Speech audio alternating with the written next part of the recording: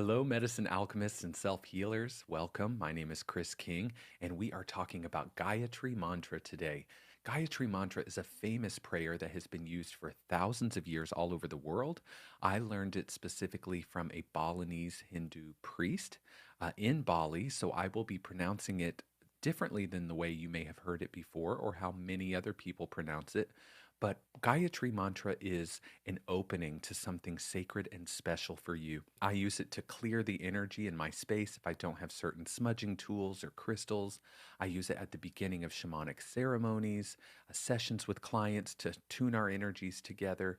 It's really a prayer to invoke the divine from within and without and to really clear the energy and call in the light. So I invite you to use this in your practice as I do. I use it in my daily practice and my shamanic practice, and it really resonates with me. And of course it does. It's written in Sanskrit.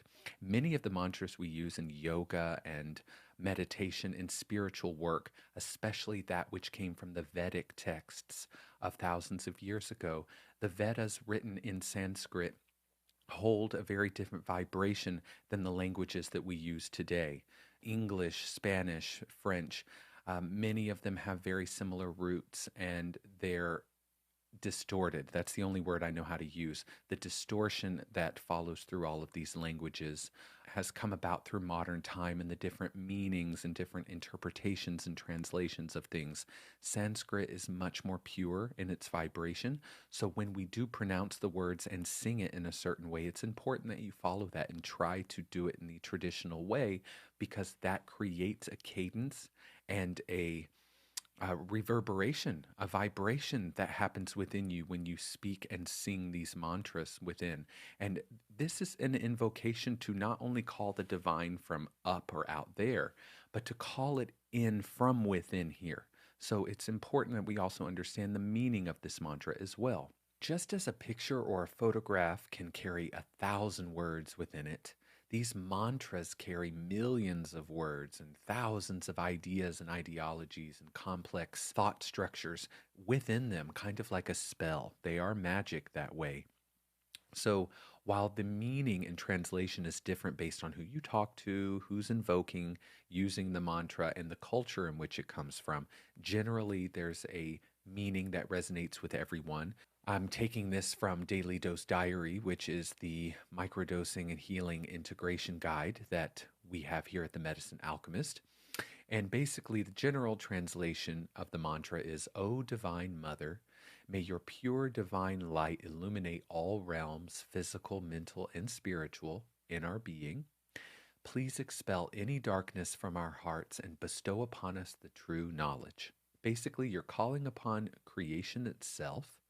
You are asking for it to share its light with you, which you are it, but you're opening to receive that light and to merge with the understanding again that you are part of the all and that you are the creator itself. But you are also asking for protection and that any darkness is removed. And it's the same way when we open our space and ask the angels and guides to clear the energy and only allow energies of the highest good, highest possible outcome, highest timeline, those closest to source. It is calling upon that energy and that kind of shielding as well, creating that sacred space. And it is also asking for the true knowledge, which means that you're opening up to what the actual truth is beyond the distortions, beyond the veils of the false matrix and the illusion of physical reality itself. And you're actually coming into the true understanding of who you are and what you've come here to do. And when you open your spiritual practice with something like that, you can only get a powerful and clear result. Like I said, I learned this from a Balinese priest in Bali, so I'm going to be pronouncing it and singing it the way that they do there in Indonesia, which will be different than the way you may have heard it in Indian styles.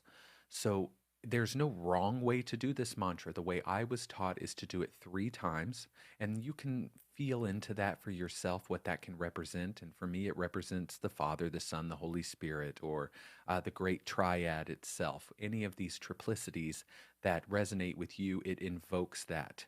And also, you'll hear something at the end as well. In Bali, this is usually done with a bell, and the bell tunes you to the vibration and calls in the next god or goddess that you are working with in your ceremony or prayer, or daily practice, I should say. And I will include the sound of the bell in this video, but you do not have to have a bell with you or a singing bowl or anything. A quick nod or an acknowledgement of gratitude for spirit and your higher self, God, goddess, all that is, whatever the case may be. This is also a gratitude practice as well. Now, many people do it in meditation style. Their mudras or hand positions vary. You can just bring your hands together in prayer position at your chest. That works just fine as well. And what you want to do is sit comfortably somewhere. You can do it standing as well, facing the sun. I love that. But it's great to sit in meditation in your practice. Bring your hands together, and this is a great opening to your practice. And you want to close your eyes, going within, and really tuning to the energy of your heart and your third eye. And then you'll just sing along with me. You may have learned it in other places from other teachers. If you want to learn it this way, you can. You can also just listen to me, and that will tune you to that vibration as well. But I encourage you, as you listen to me and you start to memorize it, to start singing it along with me and in the way I'm singing it as well. Okay, here we go. Om Bhur Swa Tatsavitur Varenyam Bargo Devasya Dhimahi Dhiyo Yona Prachodayat. Om Bhur Swa Tatsavitur Varenyam Bargo Devasya Dhimahi Dhiyo Yona Prachodayat. Om Bhur Swa Tatsavitur Varenyam Bargo Devasya Dhimahi Dhiyo Yona Prachodayat. Om Shanti. I bow in gratitude. Shanti. Bow again. Shanti. Om.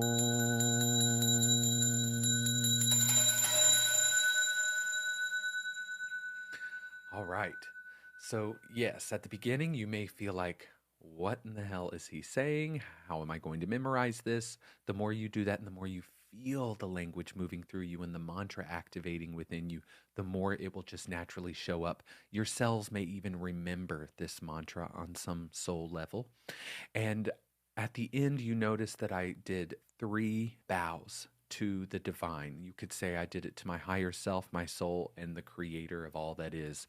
That's one way to look at it. I want you to make this practice your own. It's sacred. We want to keep the culture and where this came from intact, but of course, this is a spiritual practice, so your natural soul blueprint will show up through it as well. So let's do it one more time, and you can listen to this back anytime you want, but I'm going to do it with you one more time. So I'm going to bring my hands together. Om Bhur Swa Tatsavitur Varenyam Bargo Devasya Dhimahi Dhiyo Yona Prachodayat. Breathe in.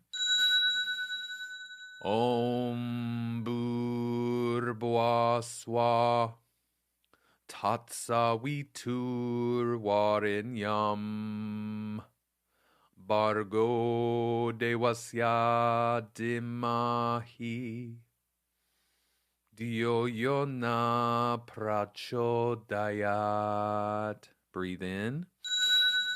Om Bhur Swa Tatsavitur Varenyam Bargo Devasya Dhimahi Dhiyo Yona Prachodayat. Om Shanti. Shanti. Shanti Om.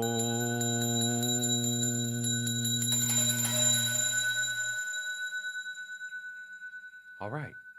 So that last part, Shanti, Shanti, Shanti Om, that is really more of a closing of that, kind of putting a stamp on the end of it and saying, I have invoked the spirit within, without, all throughout the universe. I have brought in the light, cleared the energy, and opened myself to receive, and so it is. Now, something else that's interesting about this mantra is that it is actually devoted to a solar goddess in the Vedic text, but it is written with Gayatri in mind, and she is the goddess of mantra and meter. So you'll notice this is written in a specific meter and pattern, similar to Shakespearean texts like iambic pentameter.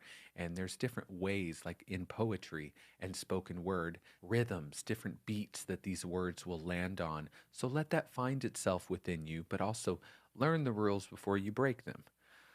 Thank you all so much for joining me today. I encourage you, if you're going to use this as part of a ceremony or you are working with clients with it, that you also tap into your chakric field, you clear your energy, you activate your golden light body, and you can do that by finding my other video. It's the 7 chakra meditation, which is shorter, or the 13 chakra meditation, which is more expanded and much more activating. And I always want to activate and connect into the earth's grid before we do any spiritual or shamanic work, especially if you're going about your practice and you're wanting to go a little bit deeper. Let's say you're microdosing and you have a day off and you know that you can devote yourself to a deeper spiritual practice.